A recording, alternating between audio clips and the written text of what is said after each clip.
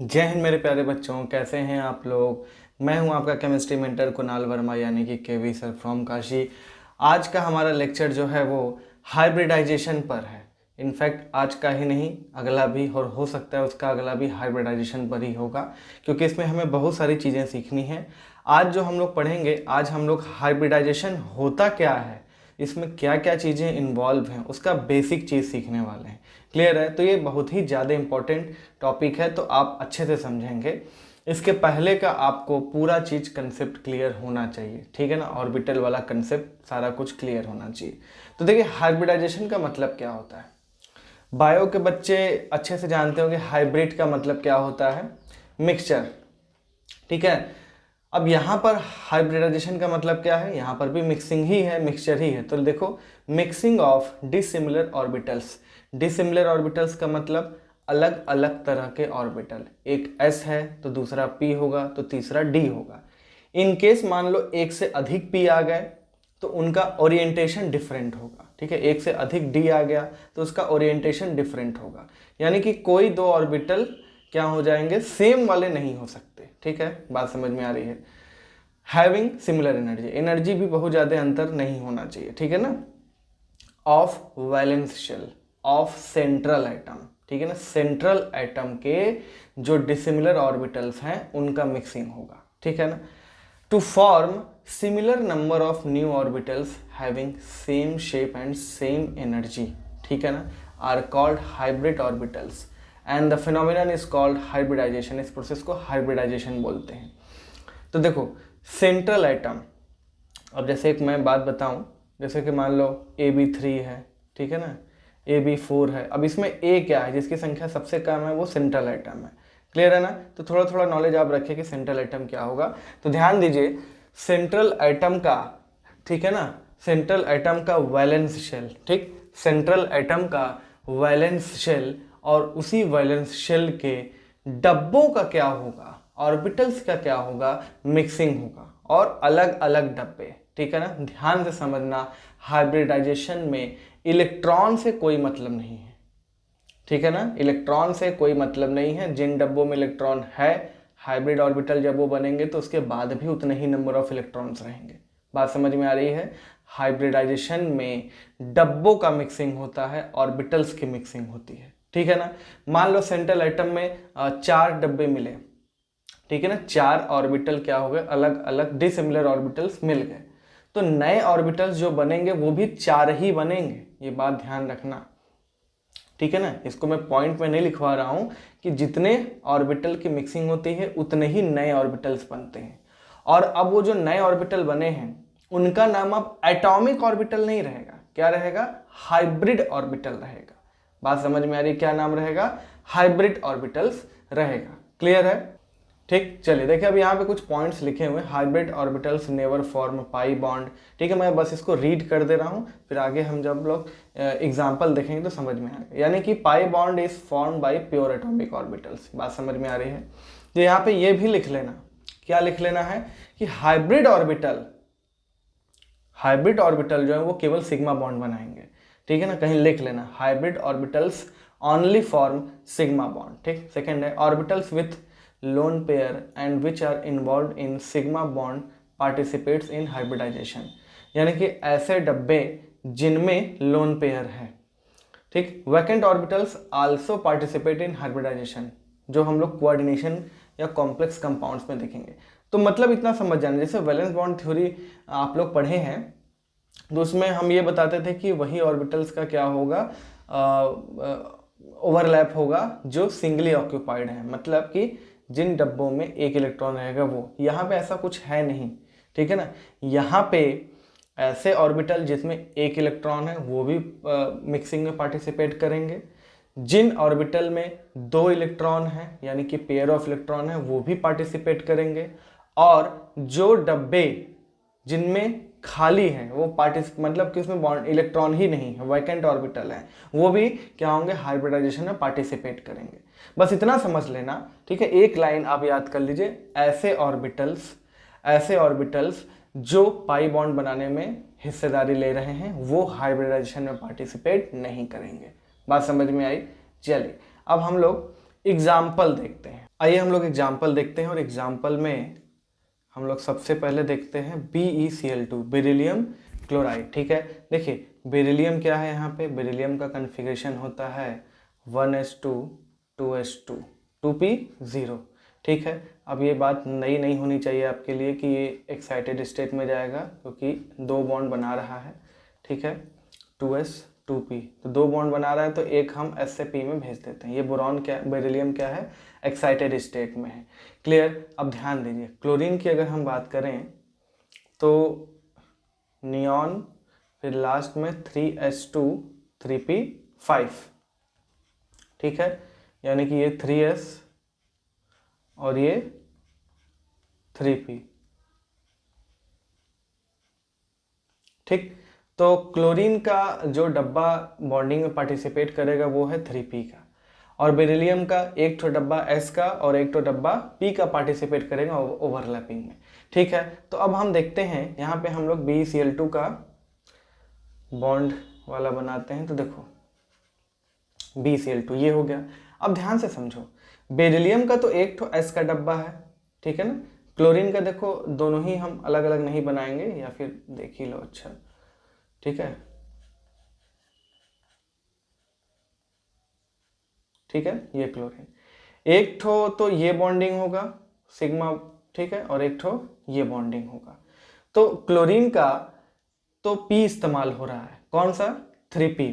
अभी हम 2p 3p इन सब की कोई बात नहीं करेंगे, बस इतना मानो कि बेरिलियम का एक ठो s क्लोरीन के P के साथ, और बेरिलियम का एक ठो P क्लोरीन के दूसरे P के साथ, यानी कि एक बॉन्ड जो है वो बेरिलियम का s और क्लोरीन का P, यानी कि sp ओवरलैपिंग है, और दूसरा बॉन्ड जो है क्लोरीन का P है और बेरिलियम का भी P, यानी कि ये pp ओवरलैपिंग है।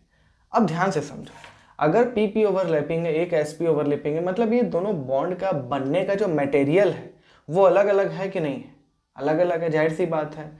तो ऐसा सोचा जाता था कि यार ये बॉन्ड में तो जरूर कुछ ना कुछ अंतर होना चाहिए, लेकिन जब एक्सपेरिमेंटली देखा गया तो इन बॉन्ड्स के ना तो बॉन्ड लेंथ में कोई अंतर था, दोनों एकदम इक्विवेलेंट बॉन्ड लेंथ, एकदम इक्विवेलेंट इनका बॉन्ड स्ट्रेंथ यानी बॉन्ड एनर्जी, सब कुछ एक जैसा।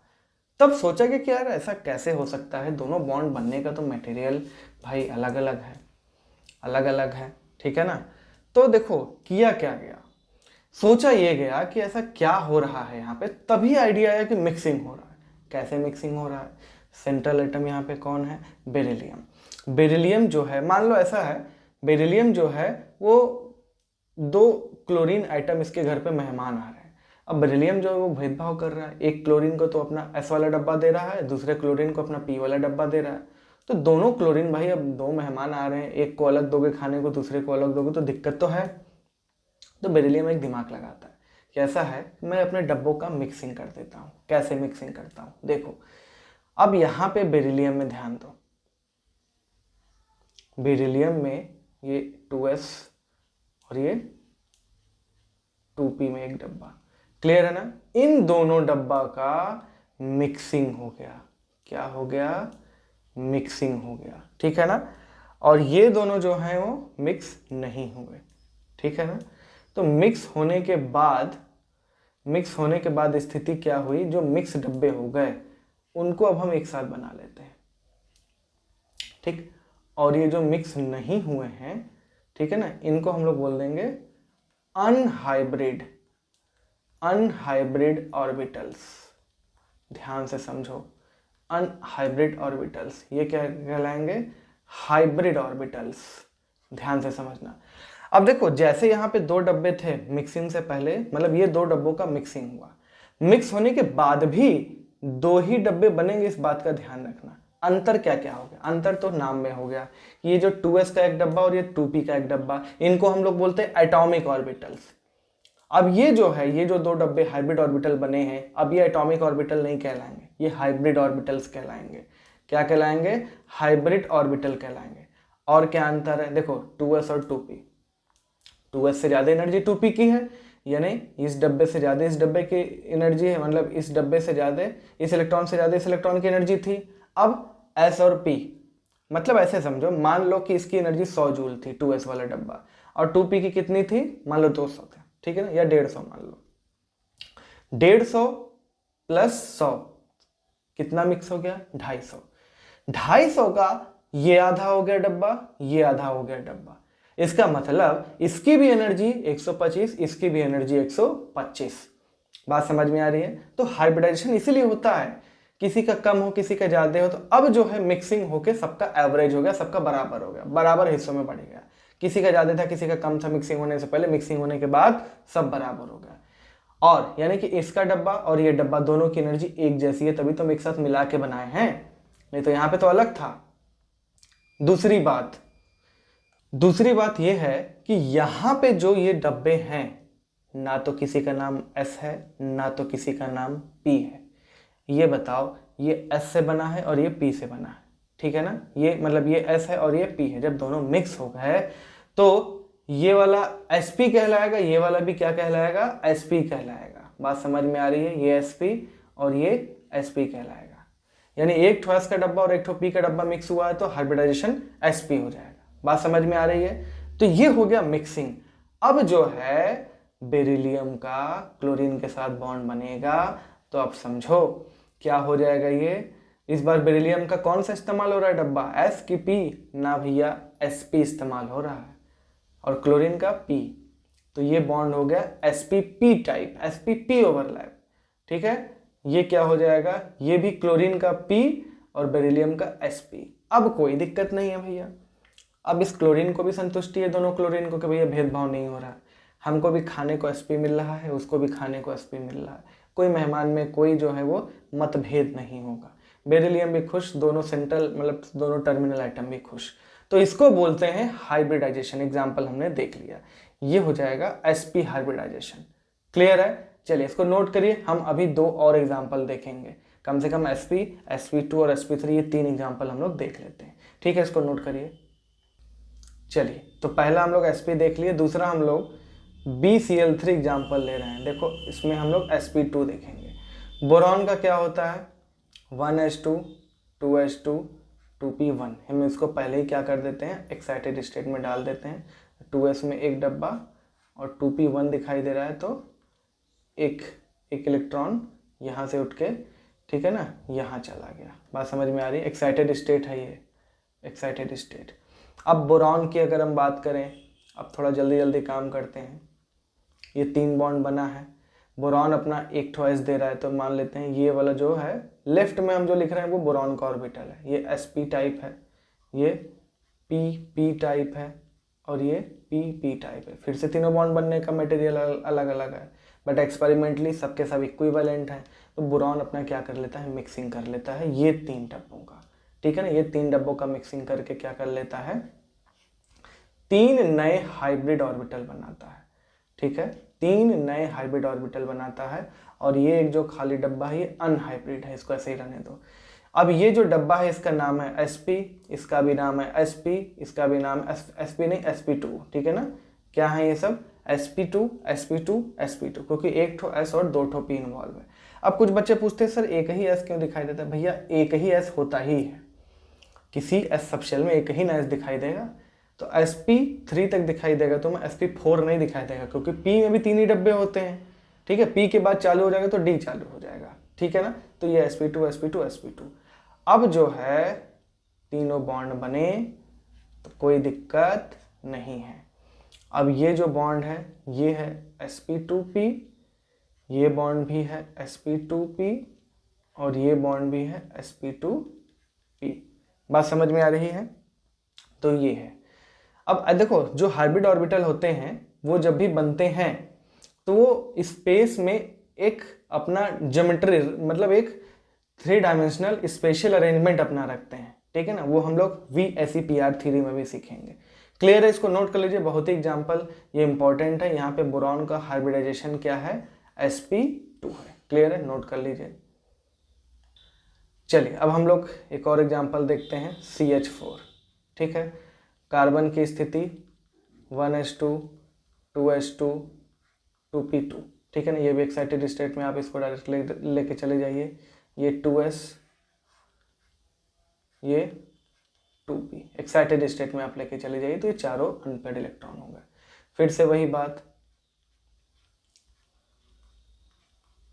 CH4 में हाइड्रोजन तो अपना ऐसे ही इस्तेमाल करेगा, यानी कि कार्बन का एक ठो तो S इस्तेमाल हो रहा है एक हाइड्रोजन के साथ, ठीक है नहीं, मान लो ये सबसे राइट वाला जो है ये S ओवरलैपिंग है, बट ये यहाँ पे कार्बन का तो P है, हाइड्रोजन का तो S है। देखो जो मैं लेफ्ट में बना रहा हूँ वो सेंट्रल एटम का है, ये भी क्या है SP, ये भी क्या है S, ठीक है ना, लेफ्ट में बनाना था ना, तो PS, ध्यान से समझना, ये मैं लेफ्ट में P बना रहा हूँ इसका मतलब ये नहीं कि हाइड्रोजन का है, ठीक है ना, मैं लेफ्ट में जो बना रहा हूँ वो कार्बन का ही है, ठीक है। ये भी क्या हो जाएगा PS, तो समझ में आ रही है बात। तो एक बॉन्ड तो जो है वो SS वाला है, बाकी तीनों बॉन्ड PS वाले हैं, तो यानी कि 3 बॉन्ड एक जैसे होने चाहिए और एक डिफरेंट होना चाहिए, बट वही बात है चारों बॉन्ड इक्विवेलेंट है बॉन्ड स्ट्रेंथ और बॉन्ड लेंथ सब में, तो इसका मतलब ये चारों डब्बा का क्या हो जाता है, मिक्सिंग हो जाता है, और ये चारों डब्बे मिक्स होके 4 नए डब्बे बनाते हैं, जिसमें सबका नाम हो जाएगा sp3 ठीक है, और सब में एक एक इलेक्ट्रॉन। अब जब ये बॉन्ड बनेगा CH4, अब ये जो बॉन्ड है ये sp3s हो गया, ये बॉन्ड भी sp3s हो गया, ये बॉन्ड भी sp3s हो गया, और ये बॉन्ड भी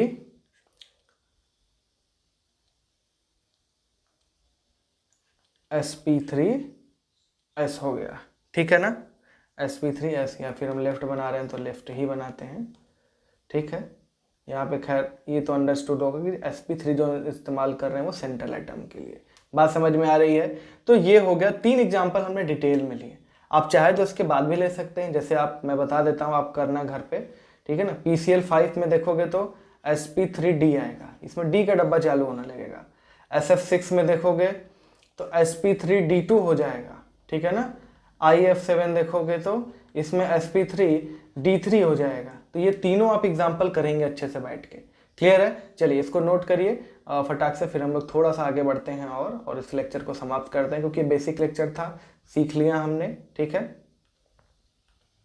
हो गया ये। चलिए आगे बढ़ते हैं। अब देखिए यहाँ पे ये बॉक्स में क्या दिख रहा है, मिक्सिंग ऑर्बिटल क्या क्या है। अब देखो यहाँ पे मैं केवल S और P की बात कर रहा हूँ।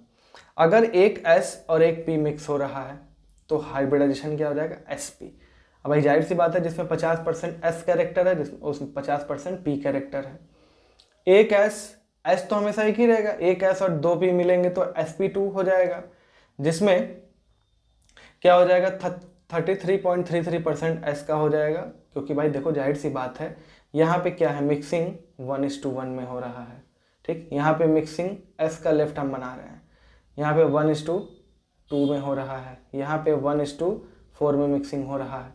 तो यहाँ पे S कैरेक्टर और P कैरेक्टर आप अच्छे से समझ जाएं, ठीक है, बहुत सिंपल है। यहाँ पे S कैरेक्टर P कैरेक्टर याद करना पड़ेगा आपको, आगे हम लोग पढ़ेंगे भी जब ऐसा कार्बन जिस पे S कैरेक्टर जितना ज़्यादा होता है वो इलेक्ट्रोनेगेटिव ज़्यादा होता है, ठीक। अब देखो एक हाइब्रिड ऑर्बिटल होता कैसा है, ये एक हाइब्रिड ऑर्बिटल है, एक लोब इसका क्या है, बड़ा है, और एक लोब क्या है इसका, छोटा है, ठीक है ना। अब देखिए ये हाइब्रिड ऑर्बिटल है, अब बिना S के तो हाइब्रिडाइजेशन हो नहीं रहा है, तो S तो इन्वॉल्व है ही।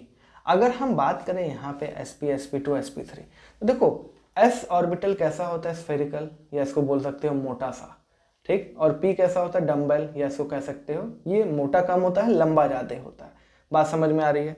तो sp हाइब्रिड ऑर्बिटल देखो जितना ज़्यादा S कैरेक्टर रहेगा, जितना ज़्यादा S कैरेक्टर रहेगा मोटाई उतना तुमको ज़्यादा दिखाई देगा। जैसे मान लो ये, फिर कुछ मोटाई कम हुआ अगर, ठीक है, तो मान लो ये P S कैरेक्टर बढ़ रहा है, P कैरेक्टर S कैरेक्टर घट रहा है, P कैरेक्टर क्या हो रहा है, बढ़ रहा है। देखो ये भी एक बड़ा लोब छोटा लोब, बड़ा लोब छोटा लोब, बड़ा लोब छोटा लोब, बड़ा लोब देखो इस समय थोड़ा सा ज़्यादा मोटा ताज़ा दिख रहा है, मोटाई ज़्यादा दिख रहा है, ठीक है ना, मोटाई ज़्यादा दिख रहा है, ठीक। तो यहाँ पे कुछ गलत भी लिख गया है, विड्थ फ्रॉम ऐसे लिख लो, ठीक है ना, और लेंथ फ्रॉम P, ठीक है। तो जो हाइब्रिड ऑर्बिटल है उसमें मोटाई कहाँ से आ रहा है, S से आ रहा है, और लंबाई कहाँ से आ रहा है, P से आ रहा है। देखो sp जो है बहुत मोटा ताजा है, sp2 थोड़ा सा कम मोटा हुआ, थोड़ा लंबा हो गया। sp3 थोड़ा सा और मोटा कम हो गया और लंबा हो गया। बात समझ में आ रही है? तो ये जो है sp, sp2, sp3 की बात हम लोग कर लिए। ठीक है, अब एक चीज़ और है कि आखिर पाई बॉन्ड क्यों नहीं बन पाता हाइब्रिड ऑर्बिटल से। ठीक है, एटलीस्ट ये चीज़ तो हम सीख लें। देखो, पाई बनने के लिए हमको ओवरलैपिंग कैसा करना पड़ेगा? Collateral overlapping, collateral overlapping. अब देखो यहाँ पे इसको मैं मिटा दूं, क्वेश्चन एक लिख लो, why hybrid orbital do not form pi bond, why hybrid orbital do not form pi bond. देखो, अगर मैं बात करूं, ये एक हाइब्रिड ऑर्बिटल है, ठीक, ये दूसरे एटम का हाइब्रिड ऑर्बिटल है, ठीक। ये कौन सा ओवरलैपिंग है? ये कौन सा ओवरलैपिंग है? हेड ऑन ओवरलैपिंग, ठीक है ना, कोएक्सियल ओवरलैपिंग। तो ये सिग्मा बॉन्ड बन गया आराम से। अब जब हम कोलैटरल ओवरलैपिंग कराते हैं तो देखो ये ओवरलैपिंग कोलैटरल हो जाएगा। अब ये बताओ, नीचे तो कहीं ओवरलैपिंग हो ही नहीं पाया, ये इंटरन्यूक्लियर एक्सिस है। हम लोग पाई बॉन्ड में अच्छे से पढ़े थे, क्या पढ़े थे हम लोग? पाई बॉन्ड में कुछ हम ऐसे पढ़े थे कि ओवरलैपिंग होता है ऐसे, तो इलेक्ट्रॉन डेंसिटी जो होता है इंटरन्यूक्लियर एक्सिस के ऊपर जितना होता है उतना ही नीचे भी होता है, 50-50%। यहाँ पे इलेक्ट्रॉन डेंसिटी तो केवल ऊपर दिखाई दे रहा है, इंटरन्यूक्लियर एक्सिस से नीचे तो दिखाई नहीं दे रहा है। परपेंडिकुलर तो है लेकिन नीचे भी तो दिखना चाहिए। बात समझ में आ रही है? तो इलेक्ट्रॉन डेंसिटी केवल ऊपर दिखाई दे रहा है इंटरन्यूक्लियर एक्सिस से, नीचे नहीं दिखाई दे रहा है। तो इसका मतलब क्या हुआ कि पाई बॉन्ड कभी भी हाइब्रिड ऑर्बिटल के द्वारा किसी भी तरीके से ओवरलैपिंग से नहीं बन सकता।